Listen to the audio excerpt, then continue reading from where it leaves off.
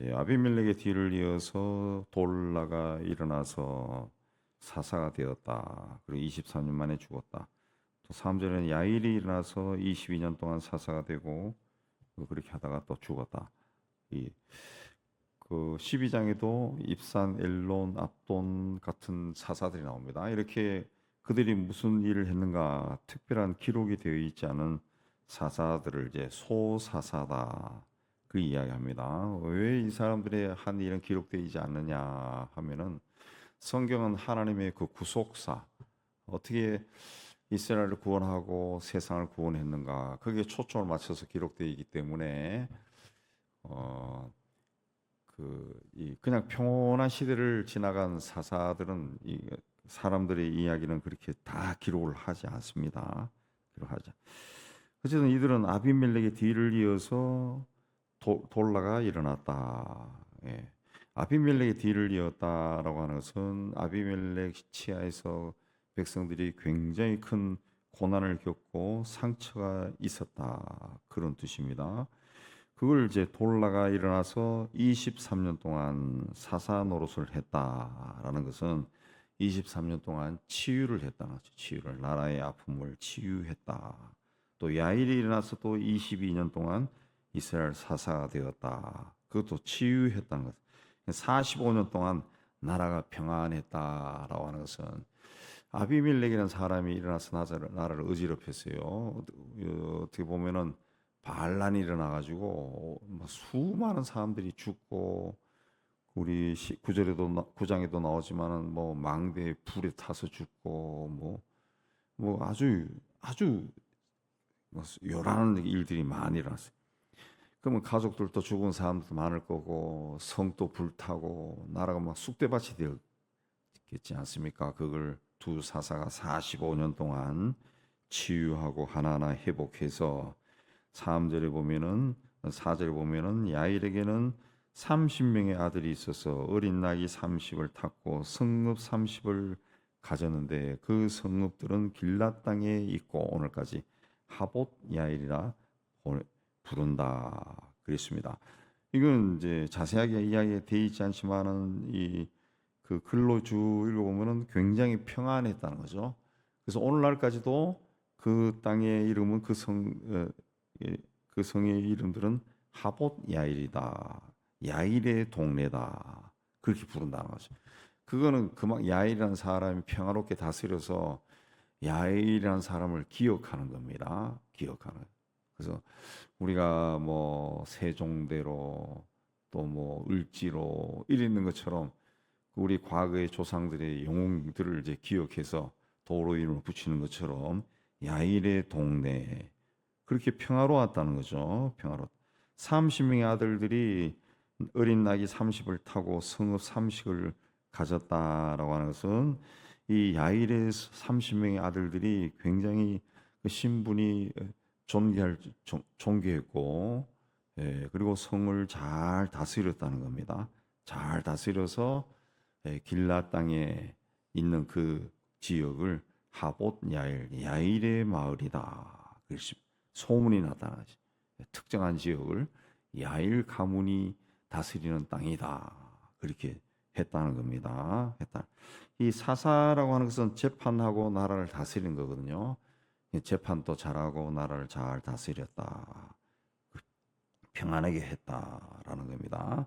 돌라와 야일이 그런 사람이 합해서 45년 동안 그 반란으로 인해서 쑥대밭이 된 나라를 치유하고 사람들을 잘 다스렸다 그랬습니다.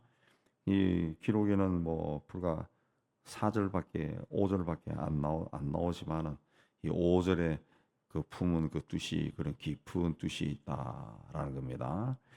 오늘날도 똑같습니다. 사람들이 스타 목사들을 쫓아다니는데 큰 교회 또 이름난 사람 뭐 그런 거 하는데 제가 그 목회하면서 쭉 보면은 그 작은 교회 목사님들 중에도 설교를 아주 잘하고 깊이 있고 생각을 많이 하니까 목사님들이 제가 해보니까 목사님들이 오히려 교인이 적으면은 성실한 목사들은 공부를 많이 하고 생각을 많이 해서 메시지가 더 좋습니다. 깊이 있습니다. 깊이 있어. 제 친구들도 큰 교회에 있는 친구들이 있는데 나는 도대체 쟤들이 어떻게 설교를 준비할지 모를 정도로 무지하게 바빠요. 무지하게 바빠. 그러니까 그런 게 꼭 좋은 게 아니더라. 예. 그러니까 사람들이 요새 뭐 교회도 쇼핑한다 그러죠. 쇼핑한다. 큰 교회, 작은 교회 막 찾아다니는데 쇼핑 가서도 백화점 가서 쇼핑 가서 그 고르고 골라가지고 고르고 골라가지고 가지고 사서 집에 오면은 얼마 안 가서 실증 나요. 다른 거 살 걸. 아유 그게 좋았었는데 그런 마음이 든다고. 근데 내가 시계가 필요하면은 시계 손목 시계 하나 사자 해서 그냥 대충 사버리면은 그냥 괜찮아요. 몇 10년 20년 찬다고. 그냥 물건이 문제가 아니라 본인의 마음이 문제죠. 그래서 성서의 메시지는 똑같습니다. 창세에서 계시록까지 똑같아요. 뭡니까? 하나님은 낮은 곳에 낮은 곳에. 그냥 오히려 세상적으로 화려하고 크고 멋있고 막 그렇게 보이는 곳에는 사람들이 몰리지만 하나님이 없다고. 하나님, 주님은 낮은 곳에 오히려 작은 곳에 초라해 보이는 곳에 거기에 주님이 있다. 예.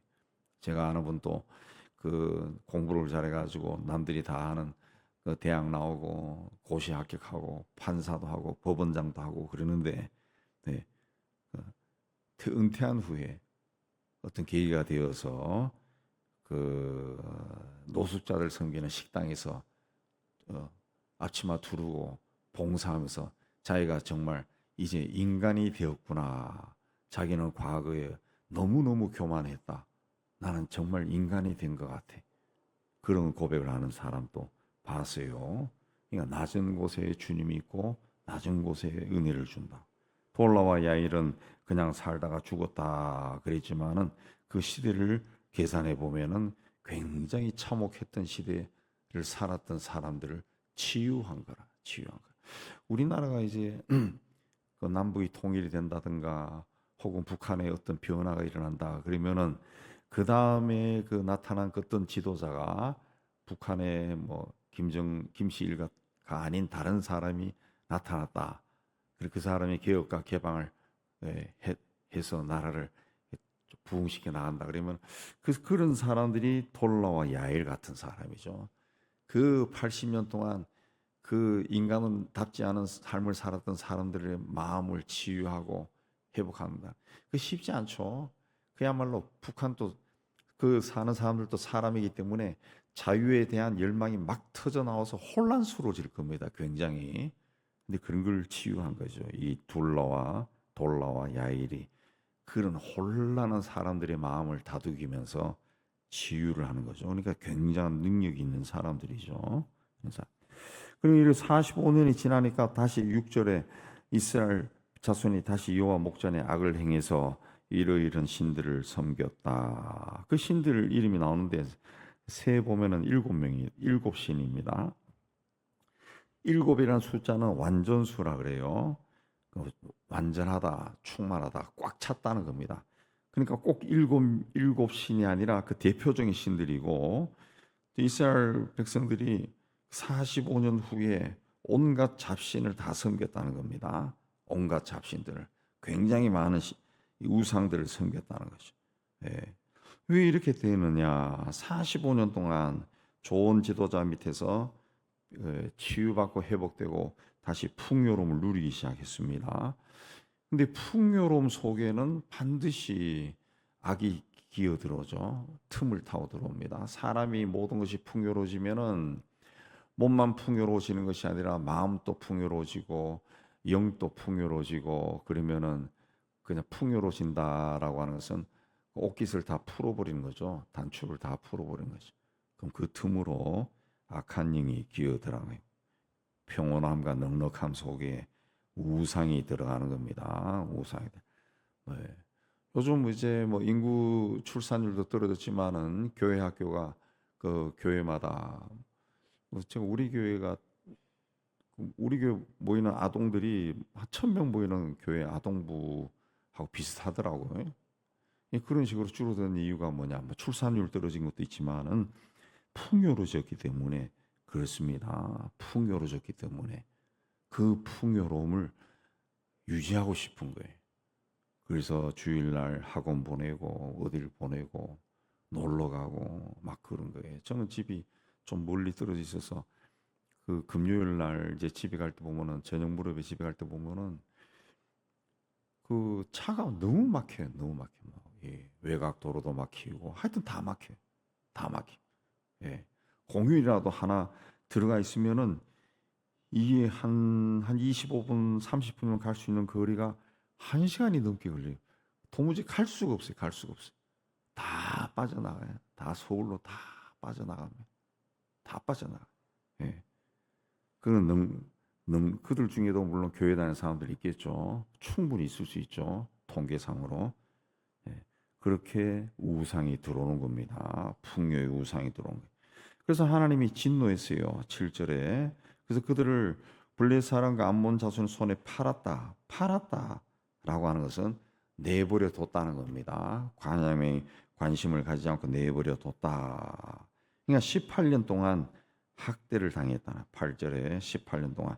그리고 곤고가 아주 심했다. 9절에 고통이 아주 심했다는 거죠. 그 18년 동안. 예. 기드온이 막 강할 때는 40년 동안 평화로웠고 둘라와 야일이 다스릴 때도 45년 동안 평안하게 지내는데 이들이 지도자가 사라지니까 예, 주변에 우상을 숨기고 주변의 국가들이 강해져서 그들로부터 핍박을 받았다. 그렇습니다. 힘이 사라지면은 대체적인 힘이 또 등장하는 겁니다. 왜 우리나라의 사이비 이단이 세계에서 유례가 없을 정도로 막 크냐? 제가 얼마 전에 어떤 글을 읽으니까 중국에 있는 그 한국인 선교사들이 거의 다 추방당했거든요. 예. 그전에는 그들이 선교하는 걸 몰랐느냐? 다 알고 있었다는 거죠. 중국도 뭐 공안이 있는데 다 알죠. 다 알고 있었지만은 그냥 내버려 뒀다는 거죠. 내버려 뒀는데 이제 이 그 선교사들 틈에 누가 오느냐? 한국에 있는 이단 사이비가 다 기들어오더라. 그 선교사들이 들어와서 더 이 선교를 해야 되는데 이 사이비 이단은 지금 국내에서도 그러지만은 해외에 나가서도 그 전도하는 것이 극성스럽습니다. 그러니까 그들 중국의 눈에 이거 뭐 사회적인 악이 되어버린 거예요. 악이. 그래서 두들기 패기 시작해서 중국에서 선교 활동, 정상적으로 선교 활동하던 사람들마저 다 추방당했어요. 제가 아는 사람들도 다 추방당해서 근처 러시아로 가고 대만으로 가고 다 아니면 한국에 들어오고 다 그래. 왜 우리나라의 사이비 이단이 그렇게 왕성하냐? 예. 이 정통이 그러니까 어떤 메인 정말 중심축을 이루는 메인 힘이 약해지면은 이 곁다리에 있는 그 힘들이 또 일어나는 겁니다. 그러니까 쉽게 하면은 우리 정통 기독교, 예, 정말 하나님을 잘 믿는다고 하고 열심히 믿는다고 하는 정통 기독교가 이 바른 길을 걷지 않는 거예요. 이 몰락하기 시작한 거죠. 바른 길을 걷지 않는 거예요. 그러니까 이 사이비 이단이 막 올라오는 거예요. 막 올라오는 겁니다. 그러니까 이제 하나님을 열심히 섬기던 그 지도자 아래서 열심히 섬기던 사람 열심히 섬기는데 45년 동안 근데 이 사람들이 죽어버리고 그 다음에는 제대로 된 지도자가 등장하지 않으니까 이 우상들이 막 일어난 거예요. 그래서 백성들이 우상을 막 섬겨. 그전에는 제대로 된 지도자가 있어서 우상들을 막 섬기면 그렇게 하면 안 돼. 라고 이야기하고 가이드를 하고 재판을 하고 바른 길을 가도록 막 했는데 그들이 죽어버리니까 통제하는 사람이 없으니까 우상이 막 살아나고 그와 동시에 주변의 국가들이 막 기어 들어와서 핍박을 하고 그래서 곤고해서 막 소리를 지르기 시작했다 그랬습니다. 영적인 논리도 똑같습니다. 내가 영성이 굉장히 깊고 강하면은 이 사탄이 들어오지 못합니다. 그래서 내가 그 예수의 영으로 충만돼 있고 뭔가 영적으로 민감하면은 뭔가 좋지 않은 생각이 생기고 또 어떤 인생 살이 하면서 어떤 사안에 부딪히고 해서 이 막 괴로운 마음, 막 악한 마음이 막 들 때, 또 영성이 깊은 사람은 아 내가 무슨 생각을 지금 하고 있냐 하고 주님 앞에 나가서 예수 이름으로 이 악하고 더러운 영들은 다 나가라. 자기가 막 선포합니다. 선포하고 자기가 이런 악한 생각에 막 이 빠져 있었던 것들을 회개하고 내가 왜 이랬지? 하나님이 기뻐하지 않게 다 쫓아내는 거예요. 자꾸 그렇게 하면 이제 악령이 기어 들어오지를 못하죠. 못하는데 내가 그냥 세파에 시달려 가지고 막 죽고 싶다 그러고 뭐 이리 살아서 뭐 하냐 그러고 하나님은 나를 사랑하지 않는 것 같아. 그리고 나를 미워하는 것 같아. 아, 내가 과거에 죄를 많이 져서 그런가. 이런 생각이 자꾸 사로잡히면 잡신이 막 들어오는 것이. 악한 영이 들어와서 그래 임마 늘 하나님이 니를 어떻게 사랑하냐. 너는 막 과거에도 그런 짓을 저지르고 지금 또 보니까 별로 기도도 안 하는데 하나님이 늘 어떻게 사랑하냐. 네. 내가 봐도 나쁜 놈인데 하나님 보면 니 어떻게 해서 막 이렇게 하면은 그냥 예수 믿는 사람도 헷갈리게 되고 죽고 싶고 실제로 죽기도 하고 막 그런 거죠. 그런 거죠. 우상을 섬기면은 옛날이나 지금이나 돈이 많이 듭니다. 돈이 많. 근데 이상하게도 우상 섬긴 사람들은 그런데 돈을 쓰는 것을 아까워하지 않아요. 아까워하지. 예, 아까워하지. 예.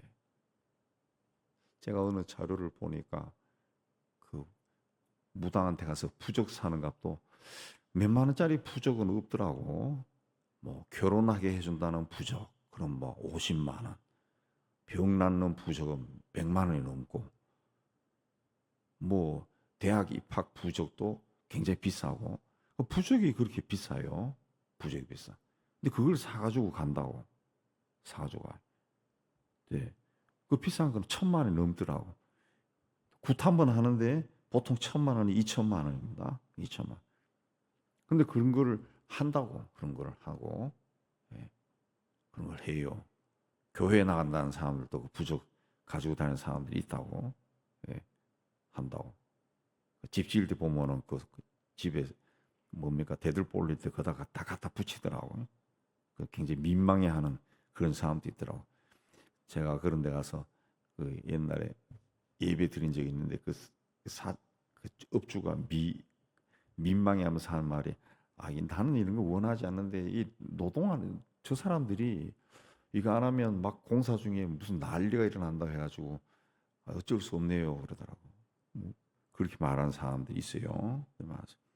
돈이 많이 소비돼요. 돈이 많이 쓰니까 어떻게 됩니까? 백성들의 마음도 갈라지는 거죠. 예.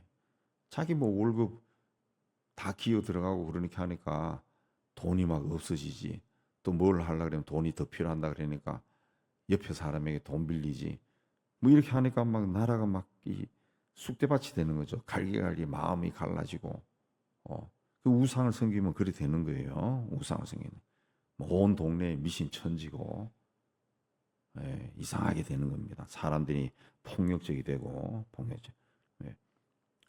어저께인가 인도네시아 기독교에 대한 관한 그 핍박받는 그 누가 촬영해 놓은 영상도 보니까 그 무슬림들이 청년들이 예배당 안에 들어와 가지고 다 때려 부수더구만. 그냥 막 망치로 도끼로 막 십자가를 막 뜯어내고 뭐 광대상 다 부셔버리고 끌고 나가서 불태워버리고 교인들도 주먹으로 두들겨 패고.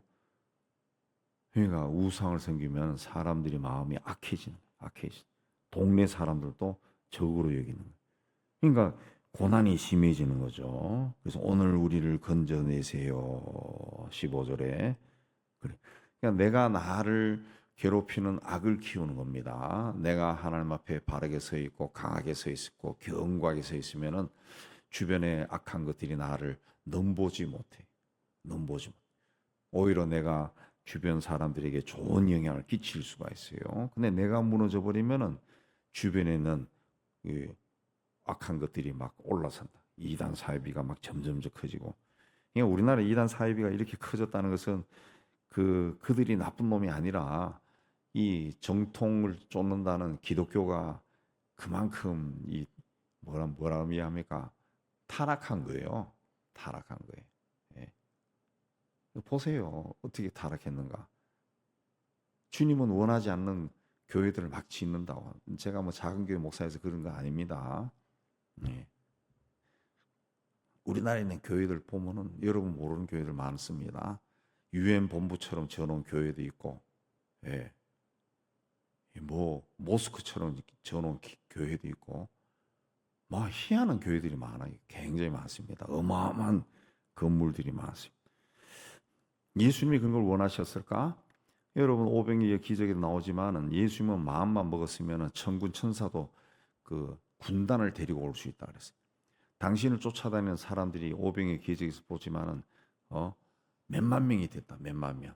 그들을 끌어모아 가지고 갈릴리에 성전을 세웠다 그러면은 이미 2000년 전에 어마어마한 성전이 세워졌을 거예요. 천막으로 쳐도 어마어마했을 겁니다. 근데 예수님은 그렇게 하지 않습니다. 그럼 예수 따라가는 사람들도 그런 걸 하지 않아야 돼요. 근데 왜 하느냐? 그거 하니까 풍요로워지고 돈이 생기는 거예요. 좋은 거예요. 좋은 거. 뭐 하고 싶은 거 다 할 수 있거든. 그러니까 결국 하나님을 이해하면서 인간의 욕망을 치우는 거죠. 인간의 욕망을 치우. 예. 미국의 어느 교회 저도 가봤는데 그 흑인 교회인데 그 교회는 거기도 수천 명 모이나 굉장히 커요. 근데 흑인들은 그 전통적으로 그 예배를 주일날 예배 드릴 때 갈 때 그야말로 드레스에 애들까지 양복 차림으로 다 갑니다. 그 왜 그렇게 하느냐 하니까 그 노예로 지냈잖아요. 노예. 그냥 노예로 찌든 생활을 하다가 이제 교회 갈 때만은 그런 옷을 입고 싶어 했다는 거예요. 그게 몇백 년 내려오면서 막 화려하게 옷을 입고 갑니다. 예, 영국에서도 그러더라고. 머리에 막 꽃장식까지 한 모자도 다 쓰고 간다고. 예, 그렇게 엄청나게 많은 사람이 모이는 교회예요, 교회. 그 교회도 아버지가 아들인데 물려줬는데 그 교회 담임 목사는 그 제트기가 있어. 제트기, 전용 제트기가 있어. 예, 비행기가 있어. 뭘 다닐 때가 그렇게 많은지 자기 전용 제트기가 있다. 그 교회도 한참 문제가 돼가지고 막 시끄러운다는 이야기를 몇 년 전에 들은 적이 있어요. 그러니까 하나님이 그래서 진노했다는 거죠. 하나님이. 그러니까 괴로우니까 오늘 우리를 건져내세요. 건져내세요. 그 하나님이 조롱했습니다. 너희들이 다른 신을 섬기는데 그 신 보고 너희들 구원해 달라고 해라. 그러니까 이스라엘 자손들 아닙니다. 우리가 하나님께 죄를 졌어요. 우리를 건져내어서 구원해 주세요. 그 말을 듣고 16절에 하나님이 또 마음에 근심했다. 하나님이 이렇게 마음이 좀 약한 것 같아. 하나님의 백성들이 돌아오면은 또 하나님이 또 그 고민에 빠져요. 마음이 약해졌어요. 예, 약해졌다. 예, 그때 이제 또 전쟁이 또 일어나는 겁니다. 예, 암몬 자손이 공격해 들어오는 거예요. 그 18절에 누가 먼저 나가서 암몬 자손과 싸움을 시작하랴. 그가 길라 모든 주민의 머리가 되리라. 이 말이 뭡니까? 지도자를 찾는 겁니다. 지도자. 누가 우리를 지도해 줬으면 좋겠다. 좋겠다.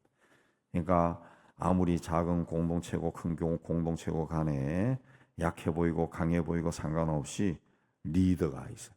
리더가 있어야 그 리더를 중심으로 하나님이 사람들에게 지혜를 주셔가지고 지혜가 모이게 하는 거예요. 모이게 해서 힘이 생기게 하는 겁니다. 그러니까 오늘 말씀에 그 쭉 훑어보면은 악이 어디서 생기느냐? 악은 바깥에서 오는 것이 아니라 내가 키우는 겁니다. 내가 키우는 거예요. 내가 하나님 앞에 바르게 서 있지 못하면은 우상이 내 안에 자리를 자꾸 들어옵니다. 자꾸 자꾸 이상한 그 논지에 빠지는 거예요. 논지. 뭐 컵도 꼭 요 컵으로는 물을 먹어야 되고 요 컵으로는 커피를 먹어야 되고 그 이상한 그런 게 이상한 거 자꾸 빠지는 거예요. 자꾸 빠지고 그런데 자꾸 컨트롤 되기 시작합니다. 그리고 내 주변에 악한 세력이 점점 강해지는. 내 주변에 악한 세력이 점점 강해지면은 내가 영향을 받고 그들로부터 한 대 맞을 수 있고 코피 터지고 그래요. 그러나 내가 강하면은 주변에 없어지는. 네. 여러분 스스로 강하게 서서 하나님의 귀하게 여기는 그런 자가 되고 그 길로 걸어가시기를 주님의 이름으로 축복합니다.